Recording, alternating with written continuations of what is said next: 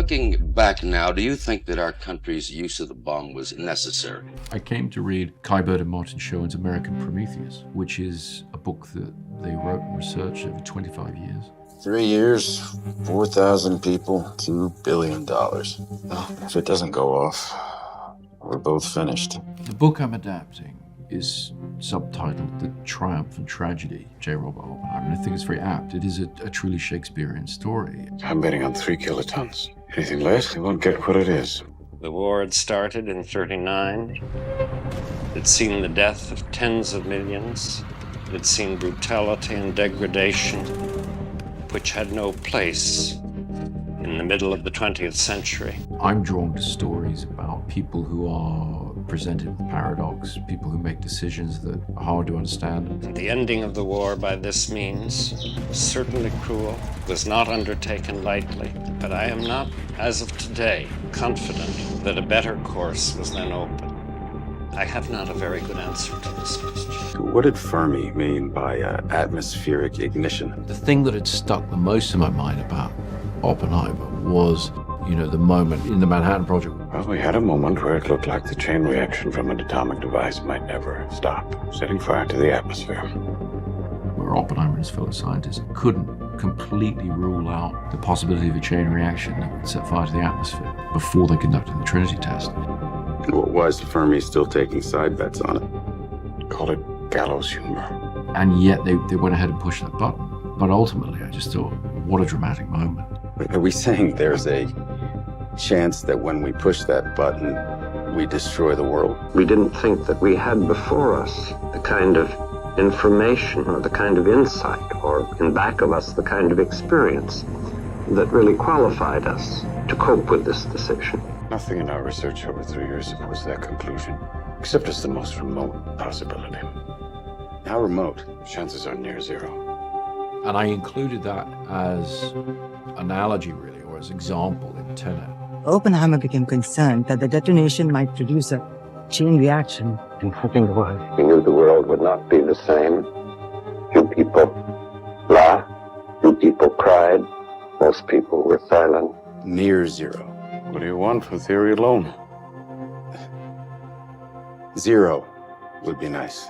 They went ahead anyway and got lucky. I think it's been a sort of long, slow creep towards something, which is very often the case in my life and career.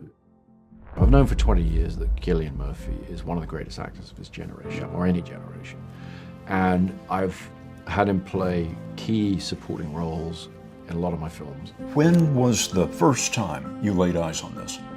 When Chris came to see me in Dublin, I did genuinely think it's one of the greatest screenplays I'd ever read. I mean, I said I'd do it before I read it. It's always paid off for me, in every film that I've worked with him on. I had a lot of confidence going into Oppenheimer that, yeah, he's one of the greats. This is his chance to show what he could do at the center of a big movie like this. I always feel about parts that if it's easy or that I can do it, then I don't really want to do it. It has to feel like a challenge. It has to feel impossible. His Oppenheimer was not so much a miracle as hard work. He lost 28 pounds to get the silhouette. Then he rose to the character step by step over 6 months. I felt that he was intensely human, and I felt that despite his sort of 1 in a million generational genius that he had, that he was still as flawed and as contradictory and as fallible as the rest of us are as human beings.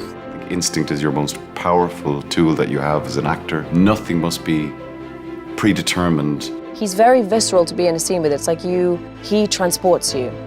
He'll kidnap you in a scene. With a performance as sophisticated as Cillian's, until you actually sit in the edit suite and watch it come together shot by shot. He and I have a similar taste in terms of performance, and I knew from the beginning that the performance would have to be quite interior, and I think he understood that. You're not aware of all the things he's managed to do. So editing the film was a pretty extraordinary revelation. You want to be pushed, you want to be challenged, and so it was a huge challenge, but one that I embraced. It's an absolutely remarkable piece of work on his behalf that I'm proud to have been a part of. Get a call from Chris Nolan. He says, come over to my house and read this script. When Favreau had the insight to cast him as Iron Man, I mean, it's one of the greatest casting decisions in the history of movies. I had a sense broadly, but until I read it, I focused in. I was like, okay, this is Admiral Strauss. I knew a little bit about him because I'm kind of a Cold War enthusiast. What was cool about getting to work with Daniel, this project, was to be able to go to him and say, okay, put that charisma, put that movie star thing to one side for a second and just lose yourself in this real-life human being who is so complex and has such an incredible part to play in Oppenheimer's story.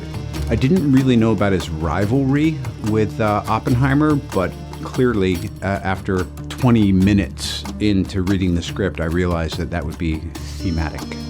Playing an antagonist, but also someone who so admires these men and just wishes they could see the value in me. There was a very kind of bittersweet Salieri vibe to it that I just love. It's really cool to see somebody who's achieved such greatness as a movie star and pivot completely and stretch themselves in a way that a lot of people haven't seen him do. There's been 3 times in my career where I became completely obsessed with the prep and or the possibility of playing a role. First time was Chaplin. Second time was Tony Stark. Those were both screen tests. And then the third time, and I think you're lucky if you get this just a couple times, but I got the trifecta, was with Louis Strauss for Oppenheimer. Dr. Oppenheimer, nevertheless, with all the rationalization, with all the inevitability of the decision that history demonstrates to us, you and many like you who brought the bomb into being still seem to suffer, may I say, from a bad conscience about it. Warner Media has officially revealed the launch date and price of its new streaming service, HBO Max. Revealed during a special presentation on Tuesday that its forthcoming streaming service, HBO Max, will debut in May 2020 and cost $15 per month. Oppenheimer wanted to own the atomic bomb. He wanted to be the man who moved the earth. And Warner Brothers now will release all of its 2021 movies at theaters and then streaming through HBO Max at the same time. Warner Brothers turning to the hybrid distribution model after lackluster ticket sales for the movie Tenet. I think when you play a meaningful part in bringing about the death of over 100,000 people and the injury of a comparable number, you naturally don't think of that as with ease. He talks about putting the nuclear genie back in the bottle. Well, I'm here to tell you that I know J. Robert Oppenheimer, and if he could do it all over, he'd do it all the same. In December 2020, after the studio announced it would be putting all theatrical releases on its streaming service the same day, Nolan took his disappointment public. He told The Hollywood Reporter, quote, "Some of our industry's biggest filmmakers and most important movie stars went to bed the night before thinking they were working for the greatest movie studio and woke up to find out they were working for the worst streaming service." What do you think about that Warner Brothers move, and what does that mean for the industry in the next year and the year after? It's kind of a mess. Strange decision. We had known the sin of pride. We had the pride of thinking we knew what was good for men. I do think it has left a mark on many of those who were responsibly engaged. This is not the natural business of a scientist. When it came time to sell his next project in September 2021, executives from Paramount, Sony, Universal, and Apple were summoned to his office in the Hollywood Hills. You know he's never once said that he regrets Hiroshima? He'd do it all over. Nolan had the leverage to demand several preconditions for potential partners, including a $100 million production budget, another $100 million for marketing, total creative control, an extended theatrical window, a blackout period during which the studio would not release anything in the weeks before and after his movie, and 20% of first dollar gross. Why?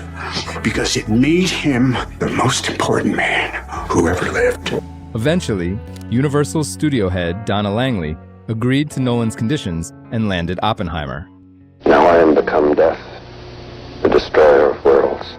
Warner Brothers is taking on their former golden boy and now enemy by dating Greta Gerwig's Barbie opposite Nolan's Oppenheimer for Universal.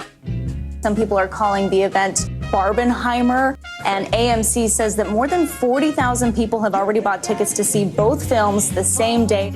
You told me that getting a film made and getting it seen is a miracle. It is. And then if it's any way good, that's a miracle. And then if it connects with audiences, that's a miracle. So it's a miracle upon miracle upon miracle to have a film like Oppenheimer. It really is.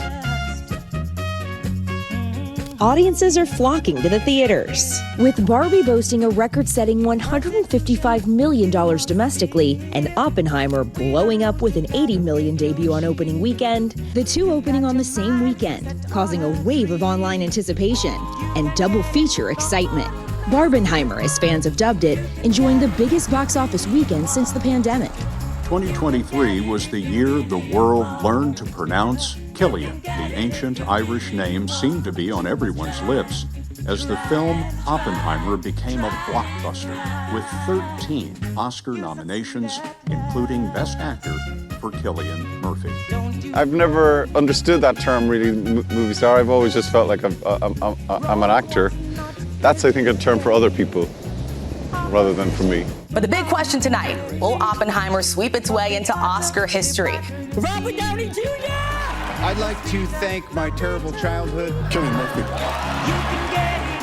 Christopher Nolan Oppenheimer.